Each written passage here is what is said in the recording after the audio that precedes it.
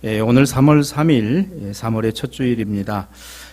주연후 마지막 주일이 되겠고요. 주님 산상 변모 주일이라 이렇게 이름하고 있습니다. 이번 주 수요일 3월 6일부터는 참회가 시작되는 재수요일입니다. 그래서 부활주일이 되는 4월 21일 전까지 사순절이 시작되는데 주일로는 6번, 그리고 평일로는 40일이 되겠습니다. 이 사순절 기간은 여러분이 아시는 대로 예수님의 생애와 사역, 고난받으심과 십자가 죽으심을 생각하는 교회 성도들의 가장 중요한 절기 가운데 있습니다. 우리 교회는 올해 이 절기들 가운데서 특별히 총 4번의 금요 특별 기도회를 가지려고 계획하고 있습니다. 먼저 1차로 돌아오는 금요일 3월 8일부터 4월 19일까지 7주간에 걸쳐서 금요일 저녁 8시에 이곳 본당에서 우리 특별한 기도를 하기를 원합니다. 1차 기도는 우리 사순절기와 그리고 전도 작정과 결실을 위해서 우리의 믿지 않는 가족 또 우리 이웃들을 기억하며 우리 주님 앞에 저들을 향한 나아감을 기도하려고 합니다. 이러한 귀한 시간이 사순절 가운데 우리 교회 안에 베푸시는 주님의 은혜와 사랑이 되고 또 여러분들에게 또 축복된 시간이 되기를 바랍니다. 오늘 본문과 함께 공관되어 있는 마가와 마태복음에는 예수께서 이 세 제자들과 오르신 산에 관하여 높은 산이다 이렇게 기록하고 있습니다. 그 이름은 적고 있지 않아요. 일반적으로 예수님께서 제자들과 함께 오르시고 그곳에서 변형된 이 사건을 일컬어 예수님 변모 또 예수님의 변형 이렇게 말하고 그 산 이름을 여기에 기록하고 있지 않기 때문에 예수님이 변화되셨다라는 의미로 변화산이라고 말을 합니다만 사실은 변화산이라는 산은 없어요. 학자들이 대체적인 연구의 견해는 여기 성경에 높은 산이라고 기록되어 있는 그걸로 보아서는 이스라엘의 가장 북쪽 지역의 높은 산은 헬몬산입니다. 그래서 갔다 오신 분들은 알겠습니다만은 그 헬몬산은 그 정상 부분이 만년설로 이렇게 덮여 있고 시리아와의 국경지대고 그 북쪽으로부터 발원된 이 만년설의 녹은 물이 내를 이루고 강을 이루게 되어서 바로 갈릴리와 요단강과 사해까지 이루어지는 이스라엘의 젖줄이 되겠습니다. 그래서 가장 높은 산은 바로 이 헬몬산이기에 오늘 예수님께서 이 세 제자들과 아마도 이 산에 오르시지 않았을까 이렇게 학자들은 추정을 합니다. 사실 여기서 그게 어느 산이냐 그게 중요하진 않아요. 중요한 것은 예수님과 제자들이 있었던 바로 그곳에서 무엇이 어떤 일이 있었느냐라는 것입니다. 그곳에서 어떤 일이 일어났나요? 누가 함께 계셨습니까? 그리고 그 의미가 무엇입니까? 여러분 오늘 설교의 주제입니다. 어디에서 아니요. 누구와 어떤 일이 그리고 그 의미는 무엇인가라는 겁니다. 오늘 이 산삼병모주일의 공동성서정과는 시편 99편으로 시작을 했습니다. 하나님의 왕 되심을 찬양하는 응답 시편으로서 특별히 하나님의 거룩하심을 영광을 찬양하는 시편이 이 시편 99편입니다. 우리가 오늘 예배 드릴 때 이 시편 99편으로 시작을 했는데 여기에 어떤 내용이 나옵니까? 모세와 아론에 대해서 그리고 구름 기둥과 거룩한 산에 관해서 하나님을 찬양하는 내용이 나옵니다. 바로 이스라엘 백성들이 애굽에서 나와 광야 가운데 하나님의 인도하심 속에서 그 하나님의 영광을 보고 하나님의 거룩하심을 배우고 저들이 훈련했다는 것을 나타내고 있는 것이죠. 이어지는 구약 말씀은 출애굽기 34장에서 그 광야 여정 가운데 이스라엘 백성들이 가장 먼저 하나님의 영광을 보게 된 것은 하나님의 율법을 저들이 보았을 때입니다. 그래서 이 출애굽기 34장은 모세가 시내산에서 하나님의 임재를 경험하고 율법을 받아가지고 내려왔는데 그 얼굴의 광채가 사람들이 똑바로 쳐다보기에는 너무 눈이 부셔서 눈이 멀 지경이었어요. 그래서 하는 수 없이 모세가 자신의 얼굴을 뭐로? 수건으로 가리고 이스라엘 백성들을 대변했고 모세가 하나님 앞에 나아갈 때는 그 수건을 걷고 나아갔다라는 기록이 오늘 이 출애굽기 34장입니다. 여러분, 하나님의 영광을 시내산 가운데 보았던 누구요? 모세가. 그는 하나님의 그 광채가 그 얼굴에 다른 사람들에게 드러나 있었고 모세 자신도 잘 몰랐다 그랬습니다. 근데 다른 사람들은 너무 눈이 부셔서 쳐다볼 수가 없었다는 거예요. 우리 배사교회 신앙가족들에게 이런 은혜와 은총이 있기를 원합니다. 여러분이 오늘 예배드리고 나가면 여러분의 얼굴을 세상 사람들이 쳐다볼 수 없기를 원합니다. 화장품을 좋은 걸 써서가 아니라 얼굴에 광을 내서가 아니고 너무너무 그 얼굴이 좋아 보이는, 그 광채가 말이죠. 너무, 나도 잘 몰라요. 모세도 잘 몰랐대요. 그런데 사람들이 눈이 부셔가지고 볼 수가 없어갖고 수건으로 모세가 얼굴을 가리고서 보였다는 겁니다. 이어지는 서신서 고린도후서 3장의 말씀은 바울이 고린도 교회에 보낸 편지 가운데 바로 이 모세가 시내산에서 하나님의 영광을 말씀 가운데 보고 이스라엘 백성들에게 수건을 가리고 나아갔던 그 일을 다시 해석하고 있어요. 바울은 뭐라고 해석합니까? 오늘 그 해석 가운데에서는 바로 그 영광이 이제는 그리스도 예수 안에서 우리에게 밝히 비춰지고 보여진 바 되었으니 이제는 그 수건을 걷어버리고 오늘 그 그리스도의 증인으로 살아가자라고 하는 바로 그런 내용입니다. 이러한 모든 말씀들은 우리가 함께 읽은 누가복음 9장의 모아집니다. 바로 예수께서 변화산 가운데 세 제자들에게 변모된 그 변화된 모습을 보여주심으로부터 말이죠. 본문 28절과 29절입니다. 베드로와 요한과 야고보를 데리고 산에 올라가신 예수님은 그 용모가 변화되고 옷이 휘어져 광채가 났다, 그렇게 이야기를 합니다. 모세는 어땠어요? 출애굽기 34장 29절입니다. 하나님과 말씀한 모세, 하나님을 대면한 모세의 얼굴이 피부가 광채가 났다 그랬습니다.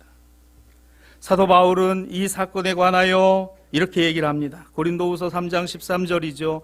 우리는 모세가 이스라엘 자손들에게 장차 없어질 것의 결국을 주목하지 못하게 하려고 수건을 그 얼굴에 쓴 것이다.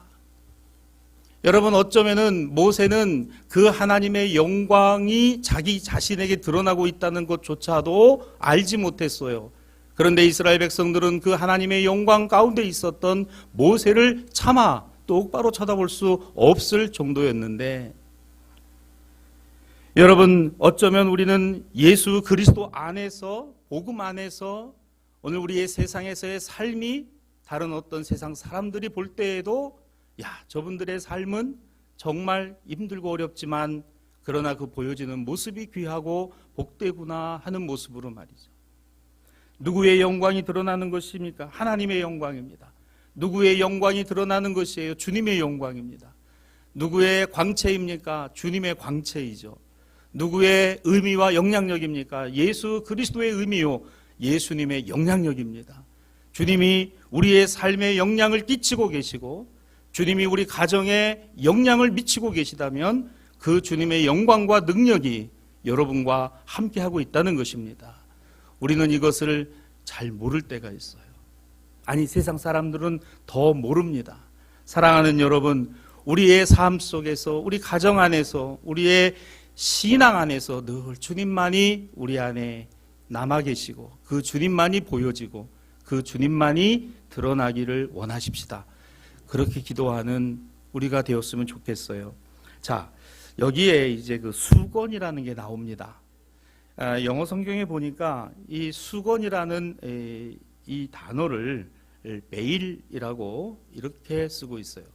V-E-I-L, 베일. 예, 여러분, 우리가 흔히 쓰는 단어이기도 합니다.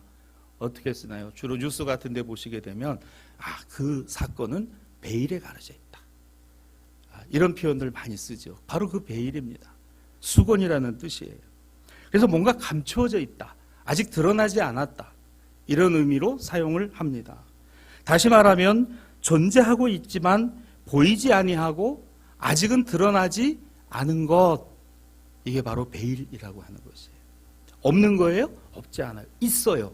그런데 이게 쌓여져 있습니다. 이렇게 가리워져 있어요. 근데 그게 아직 드러나지 않은 거예요. 그걸 가로막고 있는 게 바로 이 수건 베일입니다.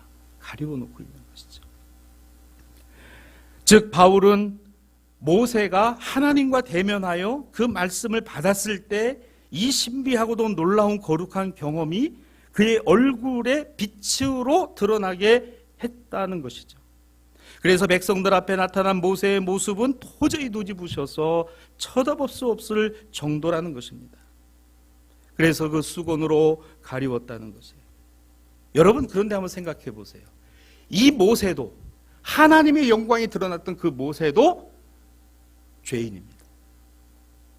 모세 의인이 아니에요.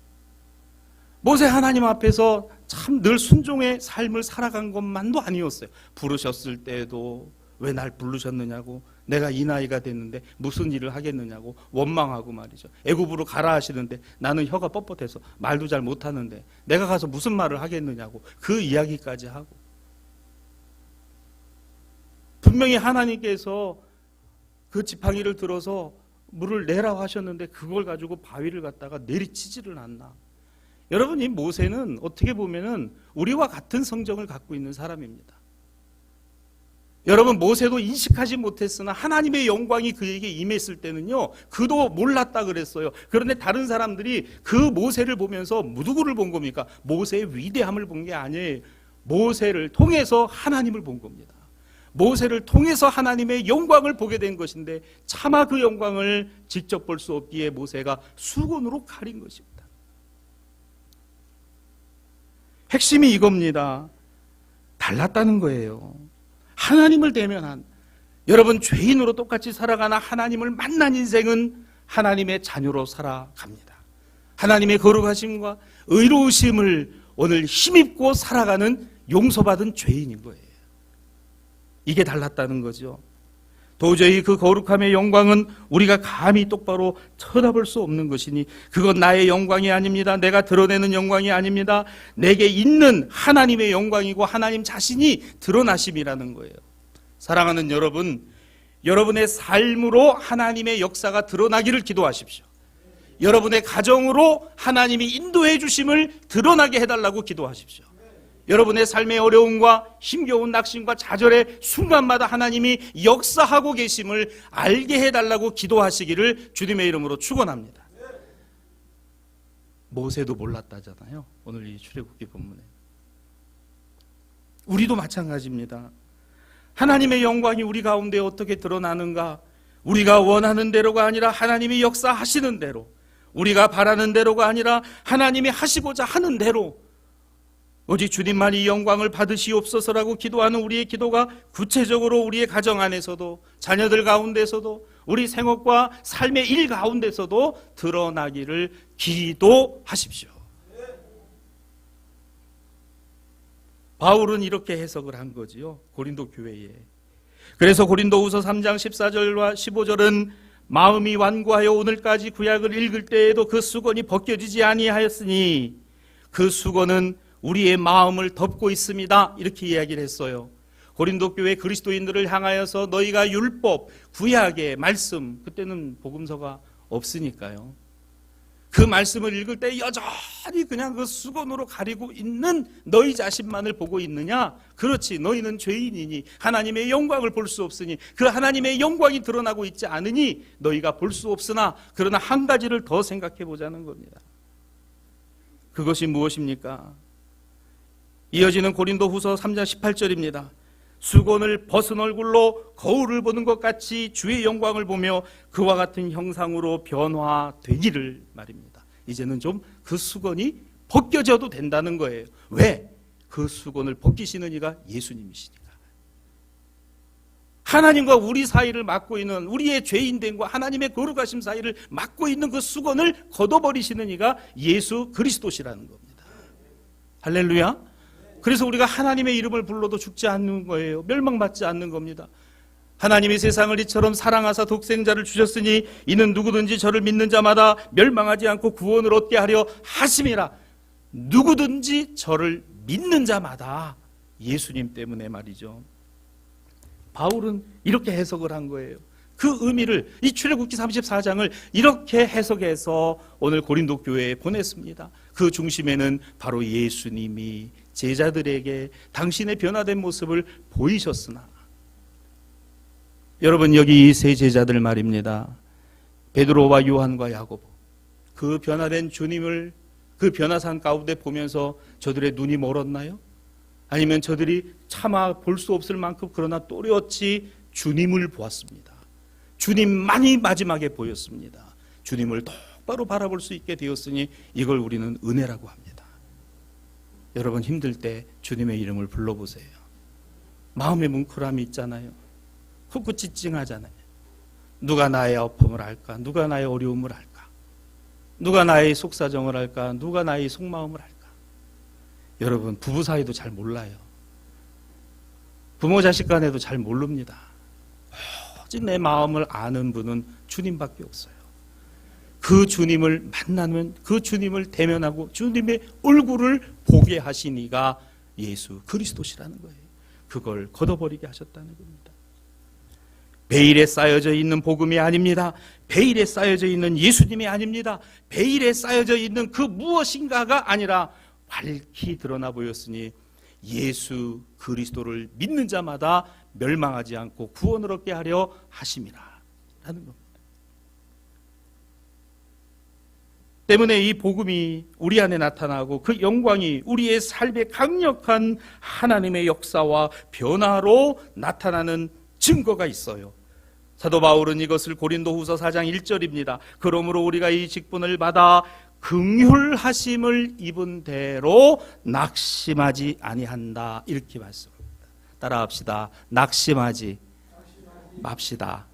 그래요. 낙심하지 맙시다. 이게 바로 하나님의 강력한 역사하심, 우리가 주님을 바라보고 주님을 붙들고 있다는 증거, 긍휼히 여김을 받아 낙심하지 아니하노니 그랬습니다.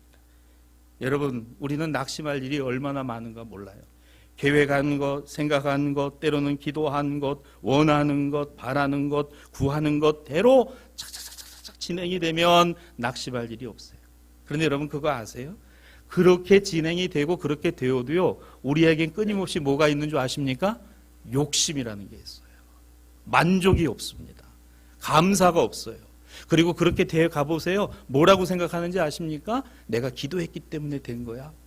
내가 예배 잘 드렸기 때문에 된 거야. 내가 저 사람보다 신앙이 좋아서 된 거야. 이렇게 생각하는 교만함이 있어요. 그래서 좀 맞아야 돼요. 좀 맞고 그래야 돼. 좀 야단도 맞고 좀 그래야 돼. 좀 이렇게 브레이크가 밟혀야 돼. 안 그러면 그냥 그렇게 되면 그게 다인 줄 알아요. 그러나 여러분 사실은 대부분은 어떻습니까? 생각한 대로 안 됩니다. 계획한 대로 안 됩니다. 어쩌면 기도한 대로도 안 됩니다. 내가 원하는 대로도 안 됩니다. 구한 대로도 안 됩니다. 안 돼요. 안 되기 때문에 우리는 뭐예요? 낙심합니다. 낙심해요. 그냥 낭망합니다. 이게 우리에게 더 가까운 현실이다. 안 그렇습니까, 여러분? 내가 기도한 대로, 원한 대로, 구한 대로 다 되면요, 안 그럴 것 같은데, 이러면 사람이 교만해지고 자기가 다 한 줄 알고 자기 뜻대로 되는 거라 생각하고, 우린 또 그래요. 이게 또 안 되면 그냥 코 빠뜨리고 그냥 고개 숙이고 그냥 어쩔 줄 몰라가지고 그냥 한숨 쉬고 이렇게 되랑합니다. 다시 오늘 본문 1절을 봅니다. 고린도후서 4장 1절이에요. 긍휼하심을 입은 대로 낙심하지 아니하고. 사랑하는 여러분, 하나님의 영광을 본다는 건 하나님의 긍휼하심을 입는 거예요. 주님 나를 긍휼히 여기시고 주님이 나를 불쌍히 여기시는구나. 주님 그렇습니다. 저는 참 제 능력대로 이게 안 된다는 거 잘 압니다. 사랑하는 우리 신앙아주 여러분, 우리로 낙심하지 않게 하는 능력, 낙담하지 않게 하는 능력, 낙심하고 낙담할지라도 다시 주님을 바라볼 수 있도록 하시는 능력, 바로 이게 성령의 역사고 하나님의 영의 역사이니 우리는 이와 같은 것을 무엇으로 갖습니까? 고린도후서 3장 12절입니다. 소망으로 가져요. 우리가 이와 같은 소망을 가져요. 이 소망이 우리의 신앙과 믿음의 중심에 있습니다. 이와 같은 삶을 살아가기를 원합니다. 주여, 실패한 것 같으나 결코 낙심하지 말게 하시고, 내가 좌절할 자리에 있으나 결코 낙망하지 않게 하여 주시고, 다른 사람들이 볼 때는 저거 다 망했다고 말하지만 나에게는 망한 것이 아니라고 하는 것을 알게 하여 주옵소서. 이와 같은 소망을 굳게 붙드는 저와 여러분 되기를 주님의 이름으로 축원합니다. 우리나라에서 돈 많이 버셨던 그 재벌 회장께서 그 유명한 말, 시련은 있어도 실패는 없다는 둥, 이런 말을 하시고 책을 썼죠. 시련은 있어도 실패는 없다. 그 말을 여러분 가만히 생각해 보면요, 바로 이 말입니다. 우리가 날로 우리의 삶이 낙심하고 좌절할 상황 가운데 들어가나 결코 우리의 인생은 실패하지 않는다. 왜? 주님이 함께하고 계시고 내가 주님을 바라보고 있기 때문에, 주님의 영광이 내 삶 안에 놀라운 역사가 되고 능력이 될 것을 믿기 때문에, 여러분, 좌절하고 낙심하고 콧바트리고 평생 살아야 될 사람은 요셉이었어요.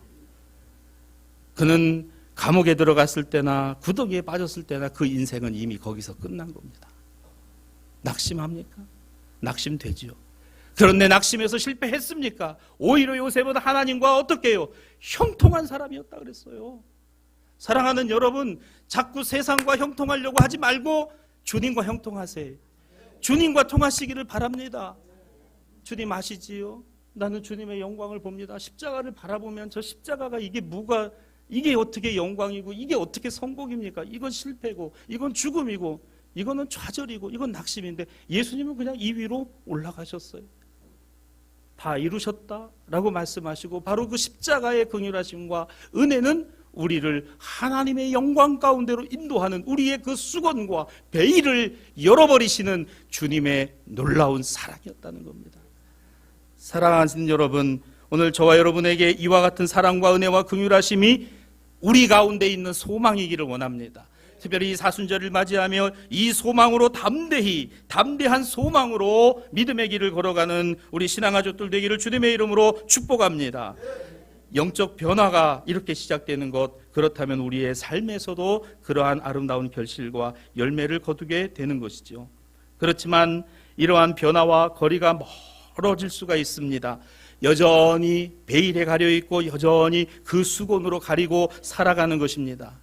여러분, 어쩌면 그 수건과 베일이 가려짐으로 인하여서 그 장벽과 장막이 여전히 존재함으로 말미암아 하나님의 은혜가 우리에게 미치지 못하고 우리가 그 하나님께로 나아가는 길이 여전히 뭔지도 몰라요. 그래서 바울이 이야기합니다. 고린도후서 4장 3절과 4절입니다. 만일 우리의 복음이 가리워졌다면 그건 망하는 자들에게 가리워진 것이고, 세상의 신이 믿지 아니하는 자들의 마음을 혼미하게 하고 그리스도의 영광이 복음의 광채가 비치지 못하게 하는 것이다. 이렇게 말합니다. 여전히 뭐예요? 여전히 베일에 쌓여 있고 여전히 수건이 그냥 놓여져 있는 거예요. 그러니까 여전히 뭐예요? 말씀이 계속해서 전해지고 우리 안에 성령께서 역사하기 원하는데 나는 여전히 그냥 수건을 뒤집어 쓰고 그러고 있는 거다. 바울은 이것을 일컬어 망하는 자들은 복음을 가리고 있고, 그 마음에 정함이 없는 이유는 바로 세상의 신이 있기 때문에 그렇다는 거예요. 세상의 신이 있으니까 오늘 주님이 보이지 않는다는 겁니다. 오늘 내가 복음이 드러나 있지 않고 복음이 나에게 들어오지 못하니까 여전히 뭐예요? 그건 망하는 사람이라는 겁니다. 사랑하는 신앙가족 여러분, 우리는 주현절기를 보내왔어요. 1월 첫 주부터 이 주현절기는 주님이 드러나신다 했어요. 세상의 빛으로 길이고 진리요 생명으로 드러나심이라 그랬습니다. 우리는 이 주현절기에 주시는 매 주일마다의 말씀을 통해서 주님이 우리의 빛이요 우리의 길이요 진리요 생명이시라는 사실을 우리 안에 확신할 뿐만 아니라 이제는 이 주님이 세상 안에 밝히 드러나야 한다고 믿습니다. 오늘 이와 같은 신앙과 믿음으로 이제 이 3월을 살아가고 사순절을 살아가시게 되기를 주님의 이름으로 축원합니다.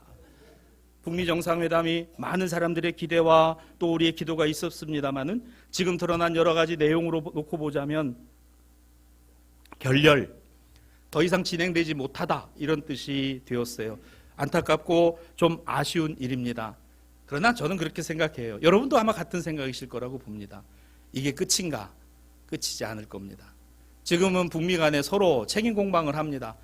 다 한다 그랬는데 다 안 한다는 거 아니야. 언제 우리가 다 안 한다 그랬는데 다 한다 그랬는데 니네가 그렇게 안 받아들인 거지. 그리고 서로 왔다 갔다 합니다만은 여러분 어떤 면으로 보면요, 이미 서로 보여줄 카드 다 보여줬어요. 또 하나 가장 중요한 게 이겁니다. 북미가 합의해야 될 합의점이 어딘가, 그리고 이 한반도가 궁극적으로 어떻게 되어야 하는가가 다 남았습니다. 핵 없는 한반도, 전쟁 없는 한반도, 남북의 분단이 해소되는 바로 그 한반도, 이것이 미국의 어떤 주도적인 역할들이 분명히 필요하다는 사실이 오늘 극명하게 드러났습니다. 북한은 개혁 개방의 길로 나아가지 않으면 안 된다는 절박함이 있어요. 경제 제재가 풀리지 않으면 인민들이 굶어 죽습니다. 그 엄혹한 시대에도 북한은 나름대로 자력갱생의 원칙을 가지고 그렇게 살아왔는데 더 이상은 이 국제 제재가 너무너무 힘겨운 거예요. 이걸 좀 풀어주기를 원하는데 그 속내는 바로 다른 게 아닙니다. 유엔 제재 가운데 5개를 풀면 맞아요. 전체가 다 풀려지는 그런 효과가 나타날 수밖에 없어요. 미국의 대통령은 생각하는 겁니다. 그렇다면 일괄 타결하자, 올인하자. 여러분 사실 이 올인이라는 단어는 카지노에서 쓰는 단어입니다. 화투 칠 때 올인하는. 그러니까 이 트럼프는 말이죠. 이게 부동산 재벌답게 아주 도박사 기질이 있어요. 어차피 하자면 다 하자. 한꺼번에 다 하자. 단계별로 하지 말고 한꺼번에 꺼내놓고 일괄 타결하자는 거예요. 근데 북한은 너무 같다고 생각을 하는 거라. 하나하나 받아야 되는데 한꺼번에 그럼 우리가 잃는 게 많다고 생각하는 것 같아요. 결렬, 합의서 내지 못했습니다. 서명만 하면 되는데 서명하지 않았어요. 언제 만날 기약도 갖지 않았습니다. 안타까워요. 여러분, 그러나 이 한민족이, 우리 백성들이 시련은 있어도 그러나 결코 이 나라가 망한 적은 단 한 번도 없었다는 겁니다. 일제와 독립운동 시절에 그 오목한 시대에도 한국교회는 이와 같은 신앙과 믿음이 있었기 때문에, 어떤 신앙과 믿음입니까? 오늘 하나님이 역사의 주관자이시고 예수 그리스도만이 우리의 구주이시고 오늘 우리는 이와 같은 복음을 밝히 보고 알기 때문에 우리는 그 주님에게만 복종하고 주님에게만 예배한다는 철두철미한 원칙이었다는 겁니다. 그래서 피를 흘리고, 그래서 이 신앙과 믿음의 정조를 잃어버리지 않았기 때문에 우리는 이 견결한 신앙과 믿음 안에 이 복음을 보존하고 이어올 수 있다는 것이죠. 사랑하는 여러분, 복음을 사랑하십시오. 복음은 능력입니다. 예수 그리스도만이 이 세상의 주인이십니다. 주님이 분명히 이 나라와 이 민족을 사랑하시는 줄 믿어요. 여러분 기도하세요. 북미 간의 대화가 풀려가는 모든 일들 우리 주님께서 하시고, 이것이 결코 실패가 아니라 우리가 소망 가운데 남과 북의 교인들이 함께 손을 잡고 주님 앞에 예배드리는 그날, 오늘 선대로부터 신앙과 믿음을 이어한 지하교회 성도들과 그들과 함께 만나서 오늘 함께 찬송하고 예배드리는 그날, 이 소망이 오늘 주님 안에 있음을 우리가 바라볼 때 오늘 우리는 결코 좌절하지 않습니다. 낙심하지 않습니다. 왜 그렇습니까? 고린도후서 3장 17절, 주님의 영이 우리 안에 있으니, 주님의 영이 우리와 함께 하시니 우리에게는 이러한 자유가 있기 때문에 주님, 이 나라가 통일조국으로 이 민족이 이 세계 앞에서 예수 그리스도 잘 믿어서 오늘 세상 안에 그리스도를 증거하는 백성이 될 것이라는 소망이 우리에게 있기 때문에 주님의 영이 여러분과 함께 하시기를 주님의 이름으로 축원합니다. 주님의 영이 여러분과 함께 하시고 주님의 놀라운 은혜와 변화의 역사가 이 새봄의 생명과 같이 여러분의 삶 속에, 가정 속에, 자녀들 가운데 일어나게 되기를 주님의 이름으로 축원합니다. 그리스도인으로 합당한 모습으로 살아가십시다. 오늘 말씀을 정리합니다. 사랑하는 여러분, 이제 변화의 시작, 오늘 이 새봄은, 이제 3월은 꽃이 피고 겨울이 물러가는, 신앙적으로도 주님의 주연하심, 그리고 주님의 사역과 복음, 그리고 십자가 길을 걸어가신 40일을 우리는 묵상하며, 인간적으로 볼 때는 십자가를 걸어가신 예수님을 보면 볼수록 실패자의 모습이고, 오늘 그분은 죽으러 가시는 길이고 제자들조차도 다 도망가는 그 길을 걸어가신, 그러나 우리는 믿음의 눈으로 우리 안의 소망 가운데 우리가 그 길을 걸어가는 것은 바로 그 길에 주님이 계시기 때문에, 이 변화가 우리 안에 새로운 생명으로 시작되기를 원합니다. 바로 그 시작점이 바로 오늘이에요. 여러분, 모세가 시내산에서 율법을 받은, 바울이 고린도 교회에 편지를 써보낸 오늘 그 서신 가운데, 예수께서 그 변화된 산상 가운데 올라가셨을 때 공통적인 것은 하나님의 영광, 바로 그 자리는 기도의 자리였다는 겁니다. 기도의 자리였다. 여러분, 교회는 예배의 모든 중심 가운데 두 축이 있죠. 하나가 말씀과 기도입니다. 말씀과 기도예요. 여러분, 이 기도는 하나님과의 만남의 자리입니다. 그리고 그 하나님의 영광을 우리 안에 보게 되는 자리입니다. 변화의 시작점입니다. 신명기 4장 7절에 하나님께서는 당신의 백성들에게 이렇게 말씀하셨어요. 우리가 그에게 기도할 때마다 우리에게 가까이 하신과 같이 이스라엘 백성들아, 너희가 기도할 때마다 내가 너희와 가까이 합니다. 너희가 기도할 때마다 내가 너희와 가까이 합니다. 이번 주 금요일부터 시작되는 7주간의 우리 금요 특별 기도의 시간, 이 사순절기 그 주님의 십자가 길을 우리가 바라보며 우리가 그 길 걸어갈 때 정말 이 복음을 증거하고 예수님을 전해야 될 우리의 가족, 또한 우리의 친지와 이웃들을 생각하고 우리 마음에 담고 위에서 기도하는, 그래서 오늘 여기 있는 말씀처럼 너희가 기도할 때 너희를 가깝게 하심이라는 이 주님의 말씀이 오늘 우리 교회 가운데 꼭 이루어질 줄로 믿습니다. 로마서 12장 말씀처럼 이 세대를 본받지 맙시다. 마음을 새롭게 하고 변화를 받으십시다. 그래서 이 시대 안에 하나님의 뜻이 무엇인가를 늘 분별하는 저와 여러분이 되었으면 좋겠습니다.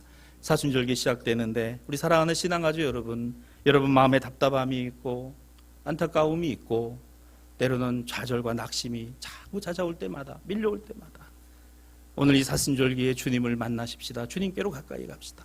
그리고 그 기도의 자리에서 주님의 영광을 우리가 보고 그 영광이 우리의 삶 가운데 드러나기를 기도하십시다. 그리고 이와 같은 놀라운 은혜와 축복, 하나님의 사랑과 긍휼하심이 우리에게서만이 아니라 우리의 가족과 이웃들에게, 그리고 우리가 꼭 손을 잡아줘야 될 바로 그분에게 전해질 수 있도록 오늘 기도하는 저와 여러분들이 되시기를 주님의 이름으로 축원합니다.